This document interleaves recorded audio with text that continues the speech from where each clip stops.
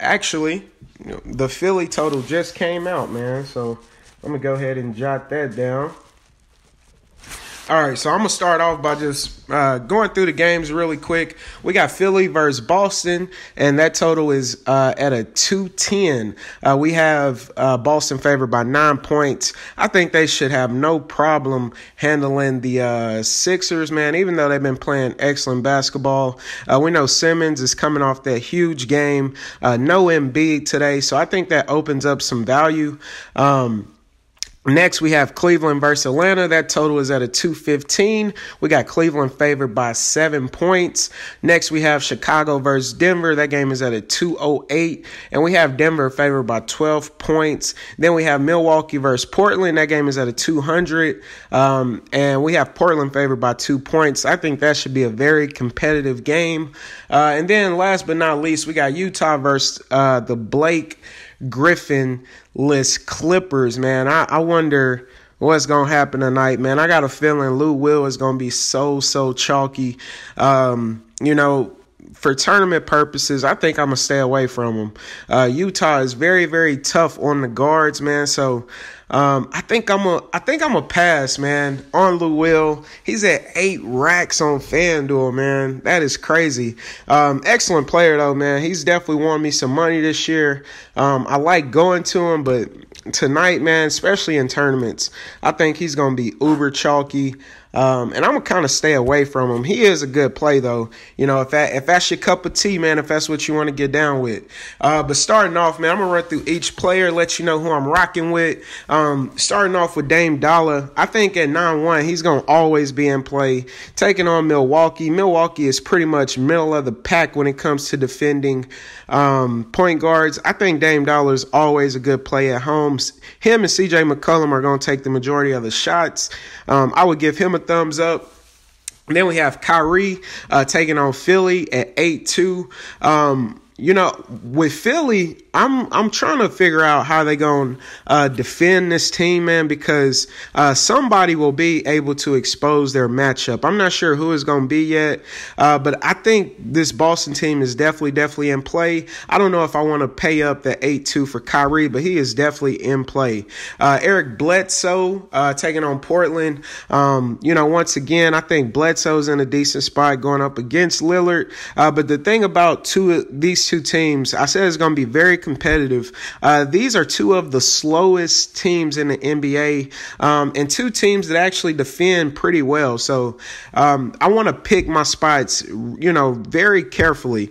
If you think Lillard has the matchup advantage going up against Bledsoe, maybe you lean that way. If you think vice versa, feel free to go with Eric Bledsoe. My favorite play out of the point guard position is going to be Schroeder taking on Cleveland. We know Cleveland, they struggle, man, versus point guards. I know their defense is improving a lot. Dennis Schroeder is going to have to shoulder a ton of the workload for this game to stay competitive.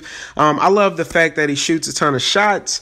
I like the matchup starting off the game. He'll have Jose Calderon defense. You gotta love that, man. And if Shump is out, I don't think there's gonna be many wings or many point guards or shooting guards that can stick with Dennis Schroeder on the defensive end. So I look forward to watching that game and hearing the announcers say "got him" for all my Atlanta fans out there. You know what I'm talking about. But Dennis Schroeder, he's in play. I want to go ahead and lock him in. Top point guard play today. Then we have Chris Dunn going to Denver, coming off the huge game. I had him last game. I think I'm going to do a pass on this one. Austin Rivers should be chalky as well, going up against Utah. I think his usage definitely shoots up a ton, but I'm going to pass on Austin Rivers as well. Utah's they're sticky, man. They're really sticky when it comes to guarding wings. Point guard in real life, actual points, Utah is actually one of the worst when it comes to giving up points to point guards. But as far as fantasy production, they're not giving up a ton of production. And Austin Rivers, man, I don't think I don't think Blake Griffin being out, I don't think he's going to take it upon himself to take a ton of shots. I think he'll still play a similar role, and we see his price is going up. I just think I'm a pass today, man.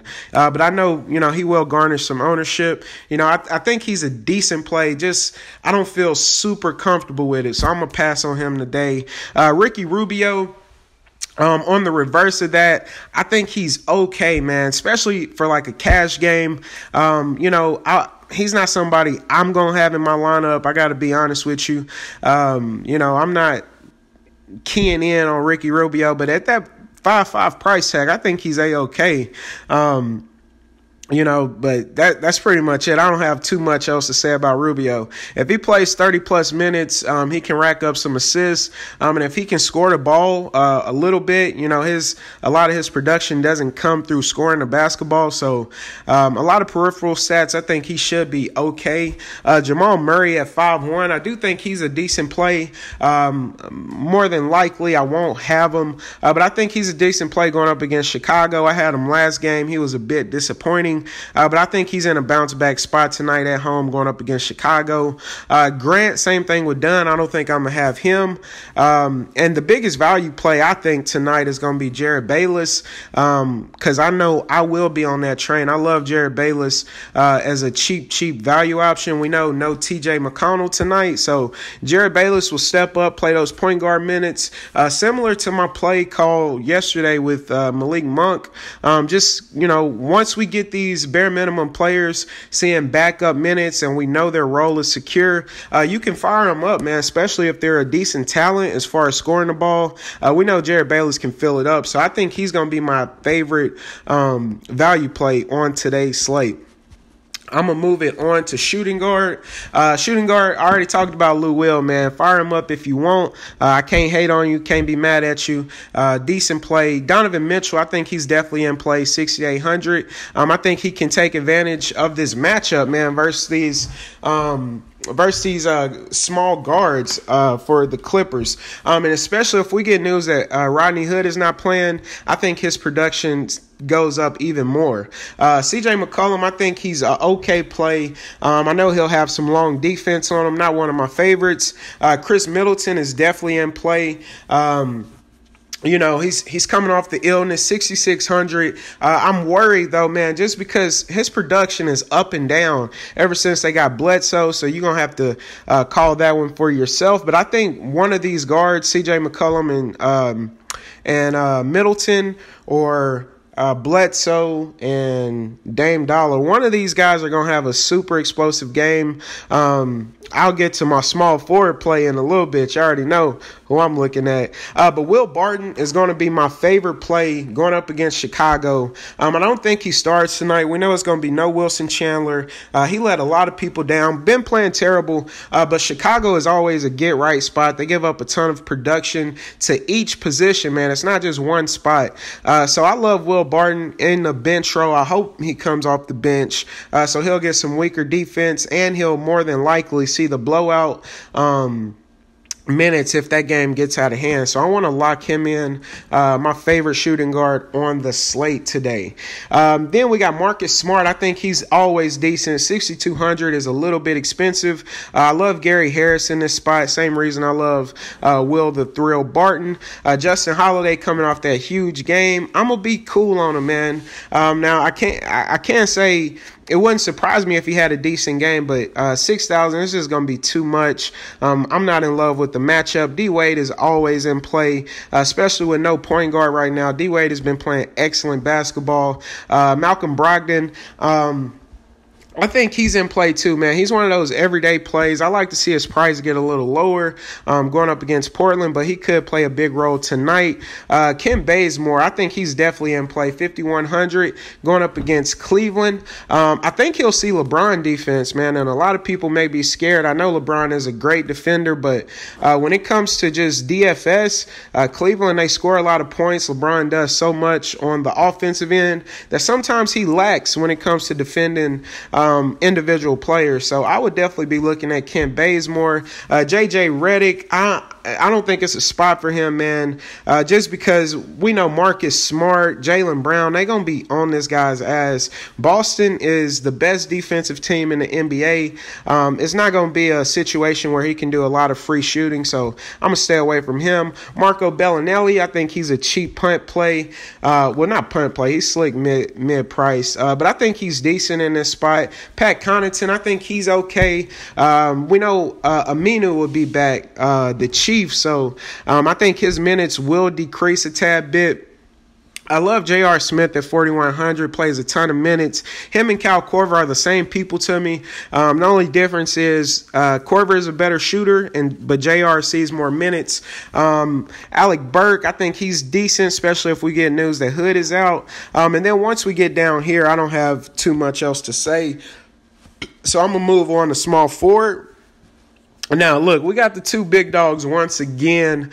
We just seen these two guys on the same slate. Both of them went 60+. Only difference is LeBron got ejected in the third. And Giannis didn't have to play the fourth quarter, man, because the game was out of hand. So we didn't see neither one of these guys' full potential in that game. I love both of them tonight, man. I don't know who I want to recommend. I'm going to be honest, y'all. I think we have enough value where we can try to fit them in both. Now, if you don't feel comfortable with some of the value on the slate, don't do it.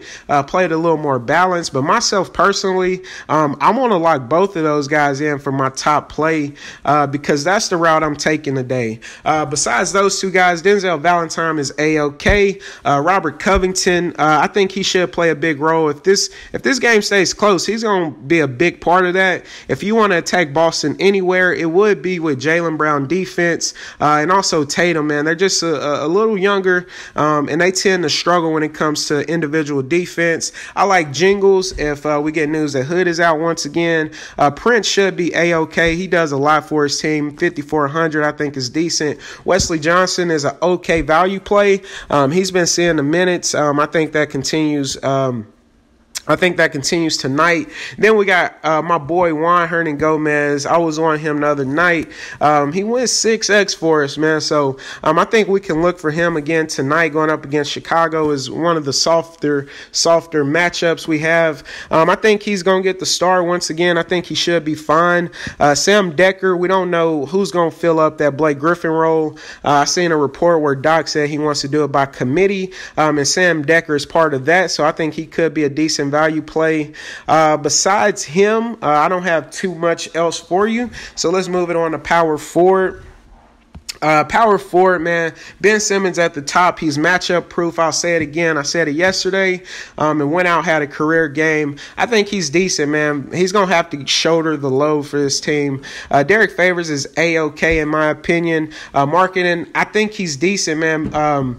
Denver, they actually struggle versus the power forward position, man. That's why I had Favors as one of my locks. The other day. So I think marketing is actually in play. I think John Collins will be very chalky. He could have an okay game if he stays out of foul trouble. Saric with no Embiid is definitely decent.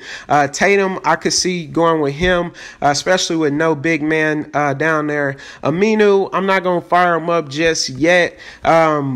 Morris, I think he should be okay. He hasn't been, putting up a ton of points, but I think he's a decent player. Montrezl Harrell, I think he'll actually get the start. That's the way I'm leaning. In my mind, I can't say that for sure, but I think he's decent. Bobby Portis is okay as well. Kenneth Faried will be all right. I got to get you down to my value play, though. Amir Johnson, 3,600, very, very good play going up against Boston. Boston is a little weak, man. Like I was talking about Tatum, he tends to struggle when it comes to individual defense. With no Embiid, we know he's going to see 25-plus minutes. I can say that confidently. So I love him. And then another guy I love is Ilyasova at 3,500, bare minimum.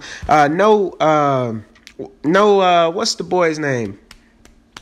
Dang, y'all know who. No, Dwayne Dedman. Ilyasova was starting at the beginning of the year. I think we see his minutes increase. Excellent three-point shooter. He's definitely in play. One of my top values from the power forward position. I'm paying all the way down at power forward, like straight up, man. With those two guys I mentioned, Amir Johnson and and Ilyasova.